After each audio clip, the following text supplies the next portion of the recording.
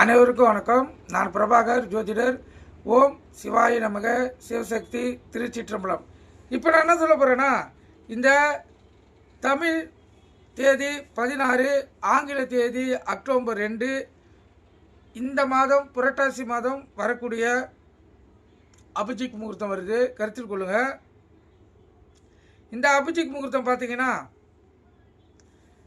அதிகாலை 6:52க்கு ஆரம்பித்து மறுநாள் காலை 7:22 மட்டும் அந்த அபிஜித் முகூர்த்தம் இருக்குது.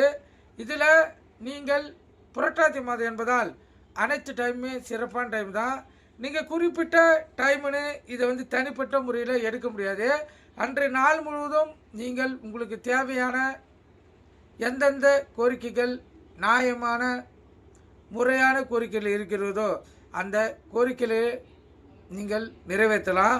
இறையறல் பெற வேண்டும் என்றாலும் அந்த காலகட்டத்தில் தானம் இருந்து இறையறல் பெற்றால் சிறப்பான பலன்களை பெற முடியும். அதே போல் குழந்தை பாக்கி இல்லாதவங்க, வேலை இல்லாதவங்க, திருமணம் தடைப்பட்டு இருக்கிறவங்க, பொருளாதாரத்தில் பின்தங்கி இருக்கிறவங்க அனைவரும் இந்த காலகட்டத்தை பயன்படுத்தி வாழ்க்கையில் ஜெயிக்கக்கூடிய வாய்ப்பை உங்களால் பெற முடியும். நீங்கள் நினைத்தது நிறைவேற்ற வாய்ப்பு அதிகம். இந்த திருமணம் ஆகாதவங்க இந்த அபிஜித் முகூர்த்தத்தில் போய் முருகப்பெருமான் கோயிலில் அமர்ந்து அன்று ஒரு மணி நேரம் இல்லை குறைஞ்சபட்சம் அரை மணி நேரம் முருகப்பெருமானை தியானித்தால் திருமணம் கைகூடி வரும். அதே போல் குழந்தை பாக்கி இல்லாதவங்களும் அரை மணி நேரம் முருகப்பெருமானை முருக கோயிலில் அமர்ந்து தியானித்தால் அவங்களுக்கு குழந்தை பாக்கியம் ஏற்படும். எந்த ஒரு செயலாக இருந்தாலும் அந்த செயலை இந்த அபிஜித் முகூர்த்தம் நிறைவேற்றி வரும். அதுவும் இந்த புரட்டாசி மாதம் அபிஜித் முகூர்த்தம் அதே போல் விஜயதசமியில் வருது, சிறப்பான நாள். அதே போல் வியாழக்கிழமையில் வருது, அற்புதமான நாள்.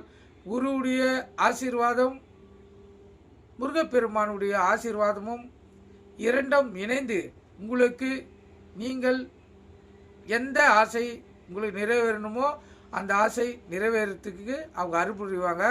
அதனால் நீங்கள் இந்த நாளை பயன்படுத்தி வாழ்க்கையில் வெற்றி பெறுங்க.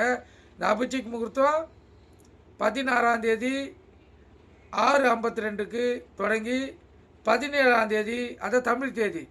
ஆங்கில தேதி பார்த்தீங்கன்னா 2 ஆங்கில தேதி 2ஆம் தேதி 6:52 தொடங்கி 3ஆம் தேதி 7:22க்கு முடியுது. இதை பயன்படுத்தி உங்களுடைய கோரிக்கைகளை வென்றெடுங்க. நன்றி, வணக்கம், வாழ்க வளமுடன்.